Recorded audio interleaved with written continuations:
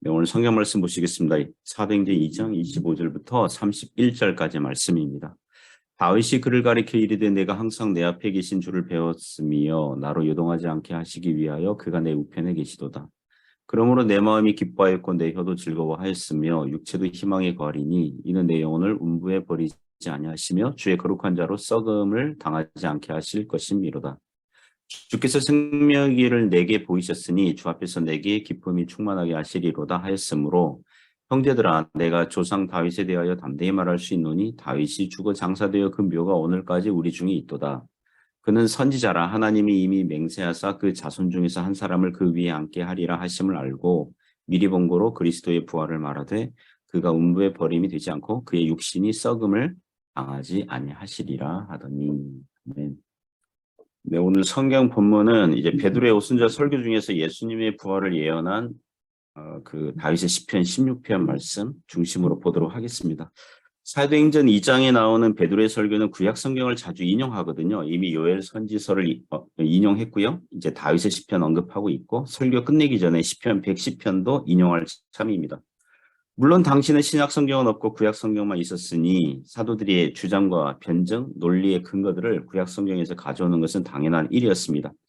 우리는 여기에서 교훈을 하나 알 수 있습니다. 성경을 해석하는 방법을 알 수 있습니다. 신약 성경을 해석하려면 구약을 기초, 배경으로 잘 알아야 하고 구약 성경은 신약에서 이미 성취된 관점 아래서 해석해야 한다는 것입니다. 그러면 바르게 성경을 해석할 수 있습니다. 오늘 몇 가지 교훈으로 그 은혜를 나누려고 합니다. 첫 번째는 오늘 본문이 우리에게 주는 첫 번째 교훈은 다윗은 그리스도께서 함께 계신다고 하였습니다. 구약 시대부터 그리스도께서 함께 계신다. 25절 보시면 다윗이 그를 가리켜 이르되 내가 항상 내 앞에 계신 줄을 배웠으며 나로 요동하지 않게 하기 위하여 그가 내 우편에 계시도다. 시편 16편 8절 이하의 내용이거든요. 이 시는 다윗의 시예요.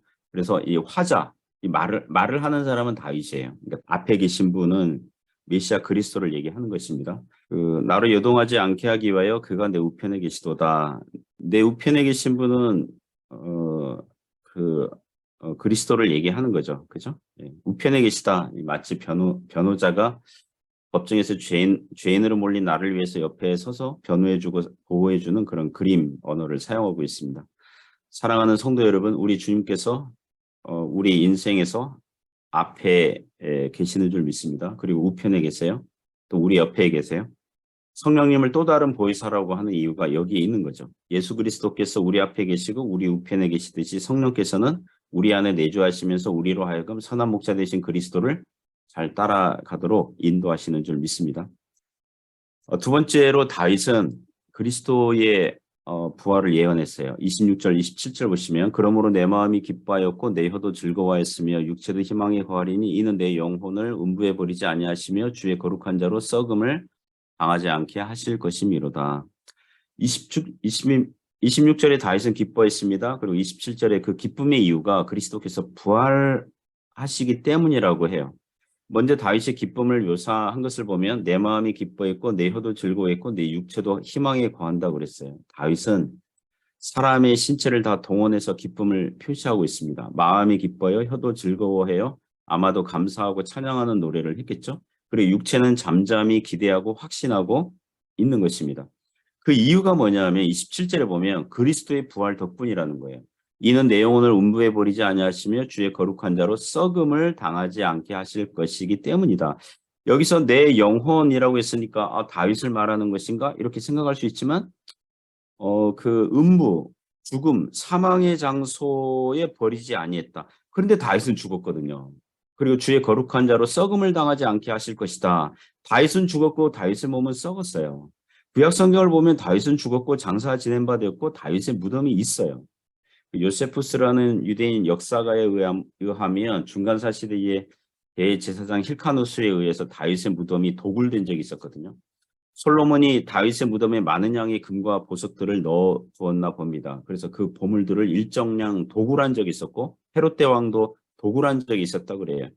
그 사건은 역설적이게도 아주 확실하게도 다윗은 죽었고 다윗의 몸이 썩었고 다윗의 무덤이 있다. 이걸 알려주는 거죠. 그러나 여기서 27절에 음부에 버리지 아니하신다. 썩음을 당하지 않는다. 이것은 다윗에게 결코 적용할 수 없고 오실 그리스도의 부활을 예고하고 예언한 것이 확실하다는 거예요. 물론 예수님의 시체를 잠시 뉘었던 무덤은 있었어요. 하지만 예수님의 부활하심으로 그 무덤은 빈 무덤이 된 줄 믿습니다. 미리 29절부터 31절 베드로의 설교를 미리 이렇게 본다면, 형제들아 내가 조상 다윗에 대하여 담대히 말할 수 있노니 다윗이 죽어 장사되어 그 묘가 오늘까지 우리 중에 있도다. 그는 선지자라 하나님이 이미 맹세하사 그 자손 중에서 한 사람을 그 위에 앉게 하리라 하심을 알고 미리 본고로 그리스도의 부활을 말하되 그가 음부에 버리지 않고 그의 육신이 썩음을 당하지 아니하시리라 하더니, 이 구절들을 종합해서 보면 다윗은 자기 자신이 음부에 버림을 당하지 않을 것이고 썩음을 당하지 않을 것이라는 게 아니라, 왜냐하면 부활을 다윗에게 적용할 수는 없으니까. 그는 죽었고 썩었고 무덤이 있고. 30절 보시면 하나님의 맹세, 즉 그 자손 중에서 한 사람을 그 위에 앉게 하리라 하심을 알고 미리 본고로 그리스도의 부활을 말했다고 그럽니다. 다윗은 그리스도께서 자신의 혈통으로 다윗의 자손으로 오실 것을 알았고 그것을 미리 보고 예언했다는 것입니다. 예전에 어느 교인이 성경 공부 시간에 이런 질문 한 적이 있었어요. 목사님, 예수님의 고난과 죽으심은 구약 성경에서 이사야 53장을 보면 그 예언 잘 알 수 있는데 예수님의 부활에 대해서는 구약 성경에서 예언한 구절이 어디 있습니까? 여러분, 여기 있습니다. 베드로의 설교 중에 언급한 시편 16편 8절 이하를 알려드린 적이 있습니다. 이 구절은 그리스도의 고난을 예고하고 예언한 구절보다는 유명하지 않아요. 하지만 성경을 관심 있게 본다면 구약 성경에서 왕이자 선지자 다윗이 오실 그리스도를 예언한 이 구절 알 수 있습니다. 그러므로 우리가 고난주간 중에는 구약 성경 이사야 53장으로 가면 되고, 부활주일에는 구약 성경에서 부활을 예수 그리스도의 부활을 예언한 그런 구절을 보고 싶다 그러면 시편 16편으로 가면 될 줄 믿습니다.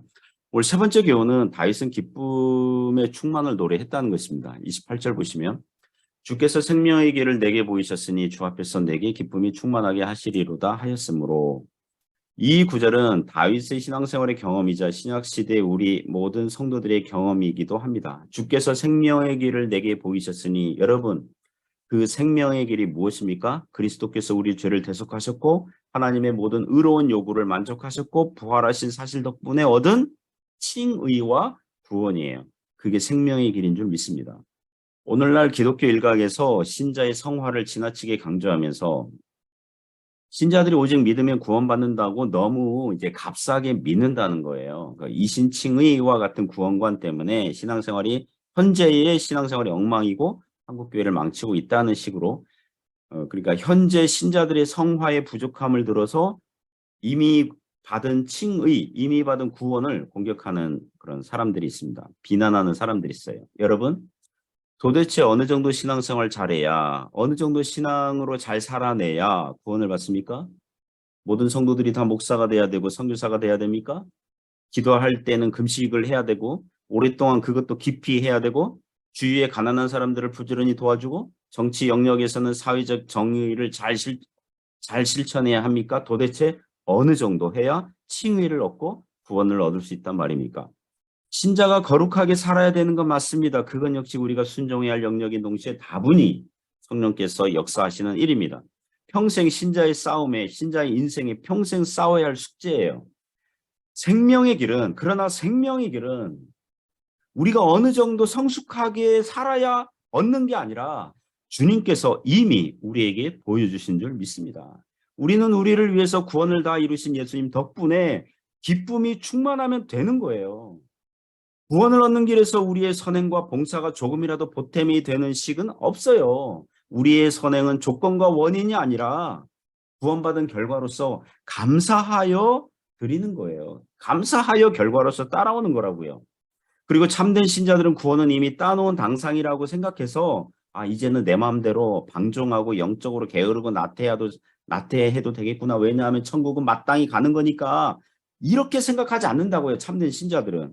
도리어 주님의 은혜를 갚고자 열심을 품고 주를 섬기게 되어 있는 줄 믿습니다. 오늘 다윗의 시편을 보세요. 다윗의 하는 일이 뭐예요? 마음이 기쁘고 혀가 즐거워하고 찬양하고 노래하고 육체는 희망 중에 거하고 기쁨이 충만하다고 그러거든요. 우리가 할 일은 주님께서 이루신 구원과 그 생명의 길 덕분에 오늘 감사하고 노래하고 주님의 자녀로 기뻐하며 살아가는 거예요. 여러분, 그게 믿음으로 사는 것입니다. 그게 하나님을 찬양하고 기뻐하는 자로 살아가는 것입니다. 그런 은혜가 있기를 주님의 이름으로 축원합니다. 기도하겠습니다. 하나님 아버지, 감사합니다. 주님께서 보여주신 생명의 길, 십자가 구원과 부활 덕분에 우리가 살아난 줄 믿습니다. 거룩하게 살아가는 것, 주님께 감사해서 따라오는 결과와 열매로서 살아가는 줄 믿습니다. 그게 결코 구원받아야 할 조건이나 자격을 갖추는 거나 원인이 될 수 없는 것을 압니다. 현재 우리의 상황이 부족할 수 있습니다. 그러나 주님께서 생명의 길을 우리에게 보이셨으니 우리가 감사하여 은혜를 갚는 심정으로 나아갑니다. 오늘도 그렇게 주님 찬양하며 마음이 기쁘고 입술은 노래하며 우리의 육체는 희망 중에 거하는 그런 인생 되게 하여 주옵소서. 예수님 이름으로 기도드립니다. 아멘.